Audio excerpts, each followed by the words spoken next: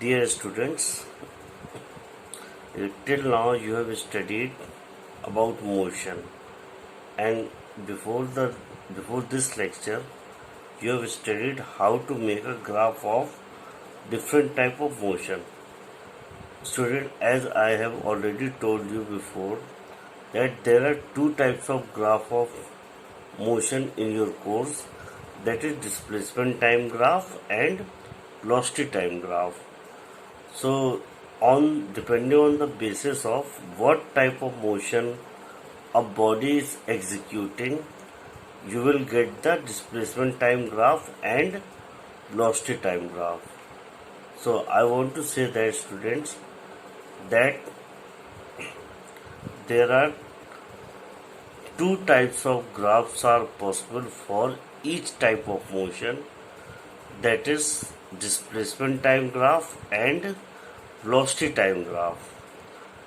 So student, I will request you to please go back to the others lectures or videos and please learn what type of graph is displacement time graph and velocity time graph and for which type of motion.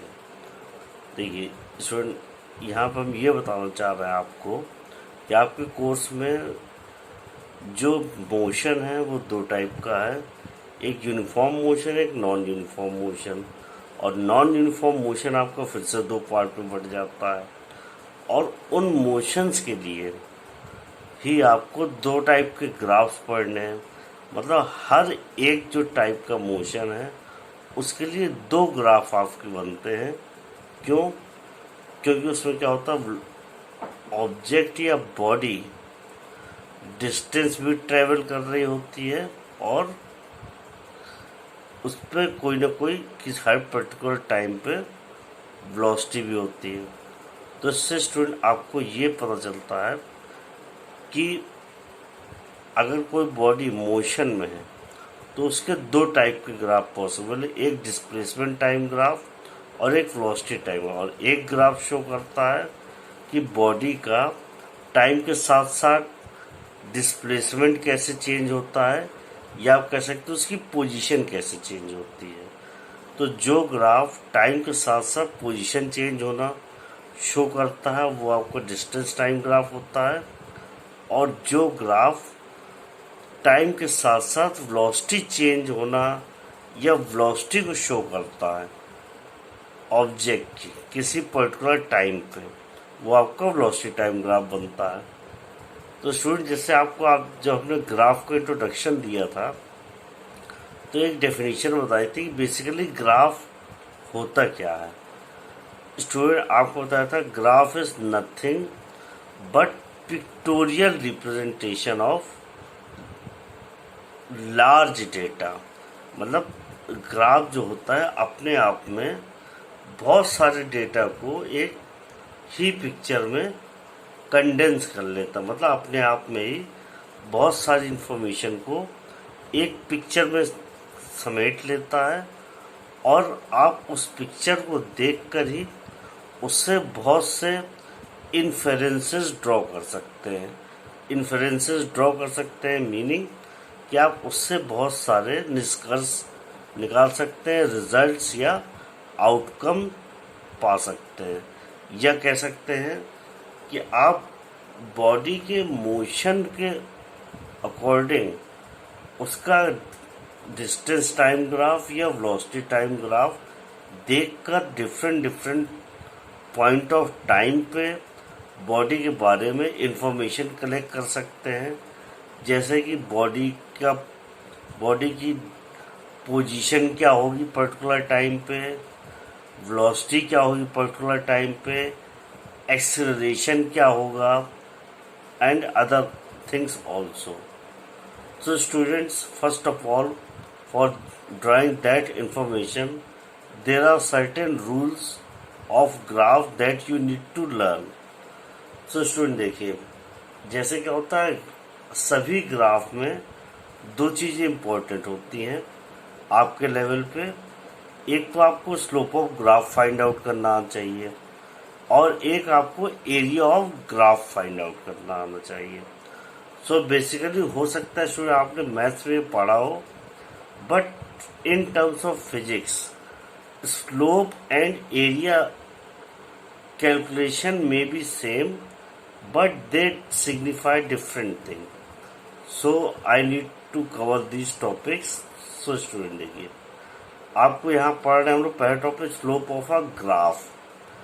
तो basically अगर हम लोग common term में बात करें तो आपने देखा होगा अगर हम एक हिली एरिया में जाते हैं तो वहाँ पे हम बात करते हैं अगर स्लोप की, तो हम स्लोप का मतलब समझते हैं स्टीपनेस या चढ़ाई या उसकी ऊंचाई कितनी है, या आप ये कह सकते हो उसको अगर चढ़ना है आपको हिल के ऊपर तो आपको मतलब एक्चुअली आप बोल सकते हैं स्टीपनेस किसी भी हिल का की ऊंचाई क्या है with respect to horizontal surface, तो उसको हम स्लोप बोलते हैं। या आप एक प्रॉपर और प्योर हिंदी में बोले तो हम लोग बोल सकते हैं किस चीज़ की चढ़ाई या फिर ढलान कितनी है। तो बेसिकली स्टीफनेस से हम लोग ढलान के बारे में बात करते हैं, और ढलान का मतलब ही स्लोप होता है हिंदी में, इंग्लिश में। तो देखिए स्टूडेंट अब यहाँ पे इसी तरीके से कहना चाहते हैं, जब आपने देखा होगा ग्राफ ड्रॉ करते हैं तो हमारा ग्राफ अगर लाइन शेप में बनता है तो उसका शेप कुछ ऐसा होता है, ठीक है।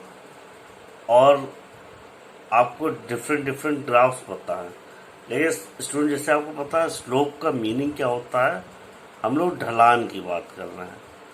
तो इस ढलान बोले या स्टीफनेस बोले तो आप देख सकते हैं इस लाइन का जो हॉरिजॉन्टल के साथ स्लोप होगा या ढलान होगी उसको हम लोग स्लोप बोलते हैं। और स्लोप आप देख सकते हैं अगर लाइन का स्लोप बेसिकली होता है लाइन जो एक्स एक्सिस से एंगल बना रही होती है। ये स्लोप का मीनिंग होता है angle made by x axis, और आप जानते हैं जितना ज़्यादा एक्स एक्सिस से लाइन का एंगल होगा उतना ही ज़्यादा स्लोप होगा। या आप मैथमेटिक्स के टर्म्स में कह सकते हैं लाइन का स्लोप जितना ज़्यादा होगा लाइन उतनी स्टीप होगी, और इसका मतलब क्या है लाइन उतना ही ज़्यादा एंगल ड्रॉ कर रही होगी एक्स एक्सिस से।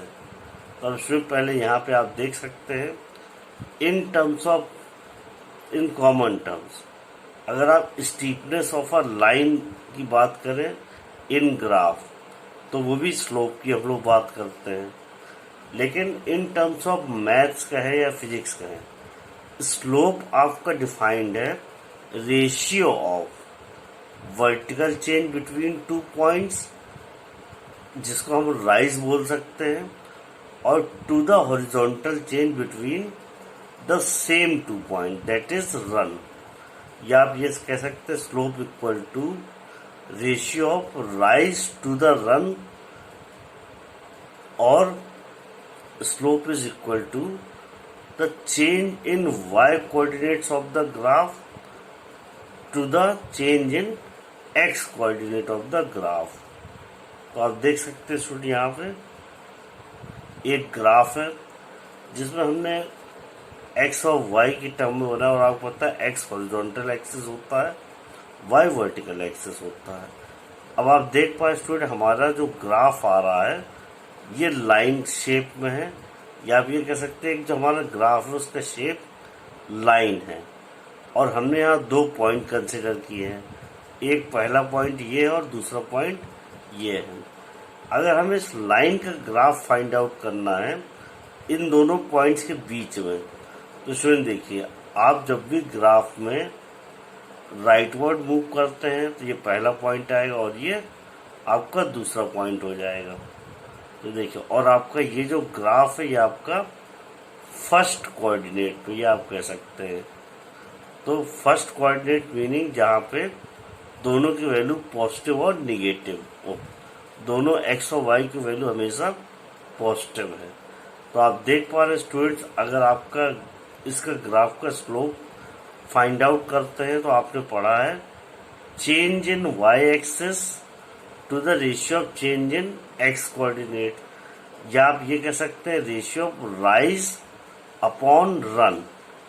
मतलब देखिए यहाँ पे कहने का क्या है, आपने स्टार्ट किया इस पॉइंट से और इस पॉइंट पे आप जा रहे हैं इस लाइन के अलोंग, तो आपका राइज कितना हुआ या चेंज इन वाई एक्सिस बोल सकते हैं कि मतलब आपने कितनी ऊंचाई तय की, मतलब एक पॉइंट से दूसरे पॉइंट तक जाने पे आपने कितना राइज किया। और जब यहाँ से इस पॉइंट से दूसरे पॉइंट तक जा रहे हैं तो आपको हॉरिजॉन्टल में कितना डिस्टेंस ट्रेवल करना पड़ा, उसको हम लोग रन बोलते हैं। तो आप change in Y upon change in X बोले स्लोप, या फिर ratio of rise upon run बोले। तो रन मतलब होता है हॉरिजॉन्टल डिस्टेंस आपने कितना ट्रेवल किया, और राइज मतलब होता है वर्टिकल डिस्टेंस। तो देखिए अगर x1 y1 कोऑर्डिनेट है इसके और इस पॉइंट के x2 y2 है, तो आपने y एक्सिस में y2 minus y1 distance travel किया होगा, और हॉरिजॉन्टल में जिसको हम रन बोल रहे हो x2 माइनस x1। तो देखिए इसके अकॉर्डिंग आपका इस वाले इसमें जो स्लोप निकल के आता है लाइन का, देखिए बेसिकली हम लोग स्लोप को m से रिप्रेजेंट करते हैं। और देखिए यहाँ पे x1 y1 फर्स्ट पॉइंट है और x2 y2 सेकेंड पॉइंट है, और जिसके अलोंग हमको ये जिसके बिटवीन में हमें लाइन का स्लोप फाइंड आउट करना है। तो आपने पढ़ा है स्लोप फिजिक्स के टर्म में राइज ओवर रन, और आपको राइज पता है कि चेंज इन वाई एक्सिस, और रन मतलब होता है चेंज इन एक्स एक्सिस। तो आपने देखा स्लोप जो आपका होता है final value of the Y axis minus initial value of the Y axis to the ratio of the फिर लिखेंगे x2 माइनस x1। आप लिखेंगे मतलब जो स्लोप की वैल्यू है change in Y coordinate between 2 points to the change in X coordinate between the 2 points. और ये तो आप मैथमेटिकल टर्म में बोल रहे हैं। अब देखिए यहाँ पे आपको देखना है X and Y coordinates in the same order in both the numerator and denominator, otherwise you will get the wrong slope. Meaning student इस वाले लाइन का ये है कि जो एक्स और वाई कोऑर्डिनेट ऑर्डर आपको सेम रखना होगा। मतलब अगर आपका ये पॉइंट 1 है तो ये पॉइंट 2 है, और ये x1 y1 होगा और ये x2 y2 होगा, मानने पड़ेगा आपको। और जो आप माइनस करेंगे y2 माइनस y1 हमेशा करना पड़ेगा, और x2 माइनस x1 लेना पड़ेगा। अब तो देखिए आपको स्लोप फाइंड आउट करना आ गया। अब देखिए एग्जाम्पल के लिए स्टूडेंट हम लोग लेते हैं, जैसे आपके यहाँ पे आप मुझे find the slope of a line. तो स्टूडेंट देखिए ये आपका ग्राफ है जिसका आपको स्लोप फाइंड आउट करना है, और आपको यहाँ पे पॉइंट्स ऑलरेडी दे रखे हैं, this is the point and this point. तो स्टूडेंट आपको हमेशा होता है लेफ्ट पॉइंट जो होता है हम लोग उसको हमेशा पॉइंट नंबर 1 मानेंगे, और राइट जो पॉइंट होता है उसको हमेशा पॉइंट नंबर 2 मानेंगे।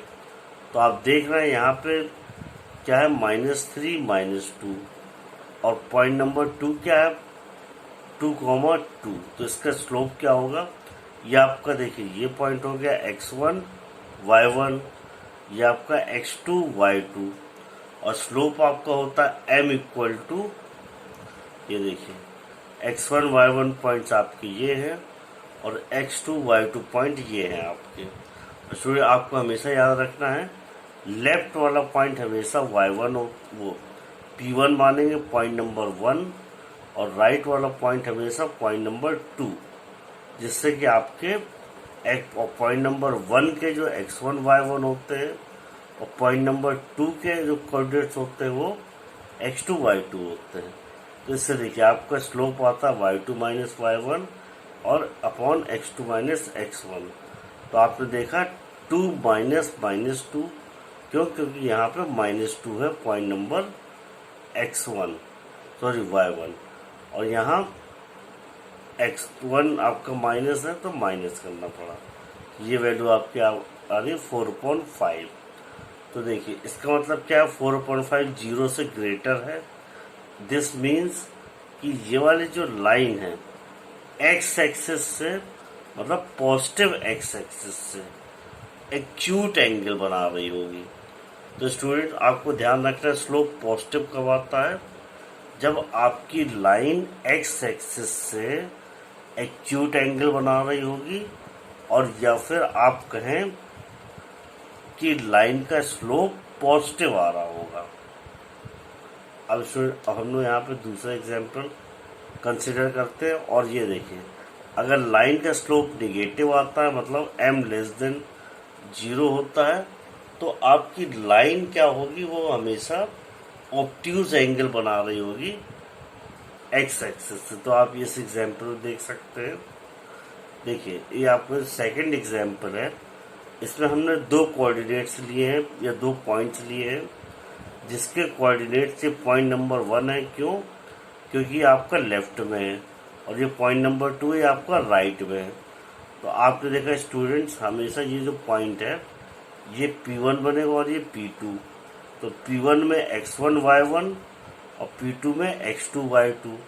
तो ये देखिए आपने यहाँ स्लोप फाइंड आउट करना है, तो आप देख सकते हैं स्लोप फाइंड आउट कर रहे हैं।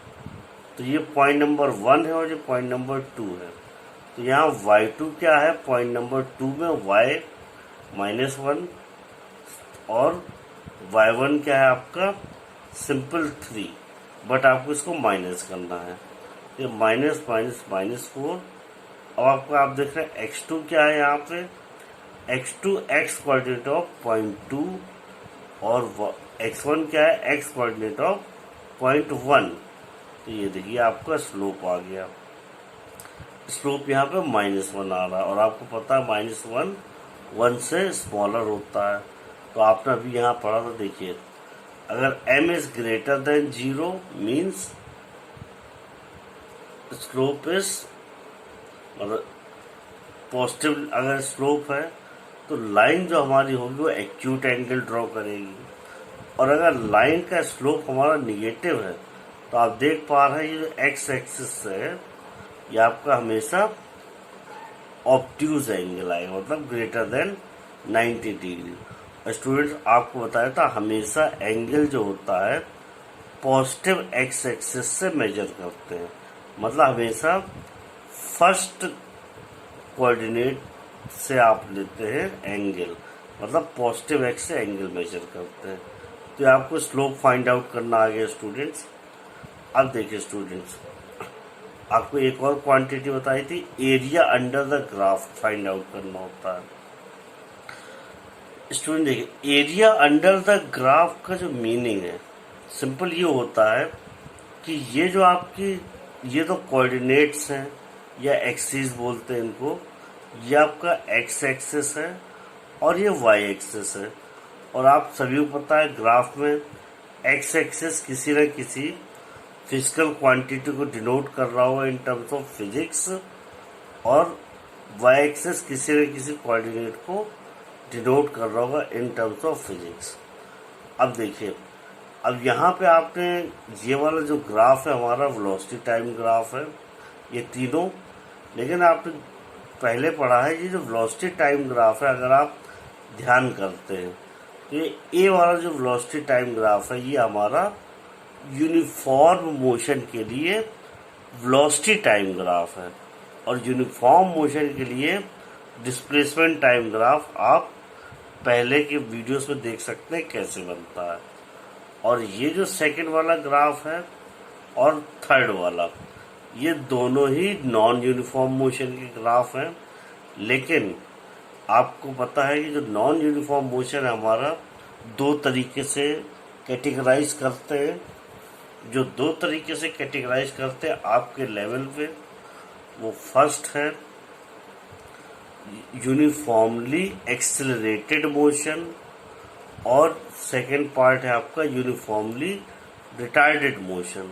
तो आप देख पा रहे हैं इस टाइप का ग्राफ जो होता है यूनिफॉर्मली एक्सलेरेटेड मोशन होता है। क्यों? क्योंकि उसमें वेलोसिटी हर पॉइंट पे बढ़ती जाती है। और यूनिफॉर्मली रिटार्डेड मोशन मतलब होता है वेलोसिटी हर इक्वल टाइम इंटरवल में इक्वली डिक्रीज होती है। तो ये आपके तीनों ग्राफ है तीनों मोशन के लिए। तो अब यहाँ पे हम लोग एरिया की बात कर रहे थे। तो स्टूडेंट्स, आप में से कई स्टूडेंट्स ऐसे हैं जिनको वेलोसिटी और एक्सेलरेशन में डिफरेंस नहीं समझ में आ रहा है। तो स्टूडेंट, आपको हमने एक्सेलरेशन और वेलोसिटी डिफरेंट लेक्चर्स में बहुत क्लियरली समझाई है। आप समझिए, और अगर नहीं समझ में आता है तो हम आपको पर्सनली समझा देंगे। अब देखिए स्टूडेंट, अब हम यहाँ एरिया की बात कर रहे हैं। तो देखिए आपका स्टूडेंट ग्राफ जो होता है वो केवल जो एक्स और वाई एक्सेस के बीच का जो एक लाइन या जो पोर्शन बन रहा होता है, लाइन हो कर्व हो कैसा भी हो, उसको हम लोग केवल ग्राफ कंसिडर करते हैं। मतलब ये आपकी वाई एक्सिस है और ये एक्स एक्सिस है। इसमें ये जो लाइन का जो शेप हो, और ये लाइन का शेप कैसा भी हो सकता है, ये आपका ग्राफ का मतलब ग्राफ ये माना जाता है। और यहाँ पे आप देख रहे हैं ये लाइन ग्राफ मानी जाएगी, और रिटार्डेशन मोशन के लिए ये वाली लाइन ग्राफ मानी जाएगी। तो स्टूडेंट, जब भी हम लोग एरिया अंडर द ग्राफ की बात करेंगे तो पहले तो आपको ध्यान देना होगा कि हमारा ग्राफ कहाँ से कहाँ तक है। तो आप देखिए आपका ग्राफ इसमें कहाँ से कहाँ तक है। ये लाइन यहाँ से स्टार्ट हो रही है, यहाँ तक आपका ग्राफ है। ये लाइन यहाँ से स्टार्ट हो रही है, यहाँ तक आपका ग्राफ है। इसमें ये वाली लाइन यहाँ से स्टार्ट हो रही है और यहाँ तक आपका ग्राफ है। तो और area under the graph student होता है वो वाला पोर्शन जो हमारा ग्राफ एक्स एक्सिस के साथ कवर कर रहा होता है। तो आप देख पा रहे हैं हमारा ग्राफ स्टूडेंट्स ये है, और ये वाला ग्राफ एक्स एक्सिस के साथ कितना पोर्शन कवर कर रहा है, जो हमारा शेडेड पोर्शन है। स्टूडेंट, वाई एक्सिस से हमें कोई मतलब नहीं है। देखिए हमारा ग्राफ यहाँ से यहाँ तक चालू हो रहा है, और एरिया अंडर द ग्राफ क्या है, जो ये ग्राफ के बिलो वाला पोर्शन है। एरिया अंडर द ग्राफ पूछा है, मतलब ग्राफ के नीचे वाला पोर्शन, नॉट साइड वन। तो देखिए ग्राफ के नीचे वाला पोर्शन है जितना एक्स एक्सिस के साथ हमारा ग्राफ कवर कर रहा है। ऐसे ही यहाँ पे देखिए ये वाला ग्राफ जितना एक्स एक्सिस के साथ पोर्शन कवर कर रहा है वो हमारा एरिया अंडर द ग्राफ कहलाता है। ऐसे ही स्टूडेंट यहाँ पे देखिए जितना पोर्शन है हमारा ग्राफ के अंडर, मतलब ग्राफ जो एक्स एक्सिस के साथ कवर कर रहा है वो एरिया अंडर द ग्राफ कहलाता है। तो स्टूडेंट्स, ये तो आपको कुछ ग्राफ्स और आपको इन ग्राफ्स के बारे में पता है कि ये कौन सा मोशन रिप्रेजेंट कर रहे हैं। तो स्टूडेंट, ये तो आपके सिंपल ग्राफ थे, लेकिन आपके कोर्स में कई सारे मोशन एक साथ क्लब्ड होके आएंगे। कि आपको जैसे पता है कि आपकी कार या कोई भी व्हीकल हर समय एक टाइप का मोशन तो करता नहीं है, तो इसलिए आपको डिफरेंट डिफरेंट मोशंस को एनालिसिस करना पड़ेगा। तो उसके लिए एरिया अंडर द ग्राफ कैसे फाइंड आउट करना है, स्लोप ऑफ द ग्राफ कैसे फाइंड आउट करना है, पहले ये आपको सीखना होगा। फिर उसके बाद हम लोग इससे कॉम्प्लेक्स प्रॉब्लम्स को टैकल करेंगे अगले लेक्चर में। So students,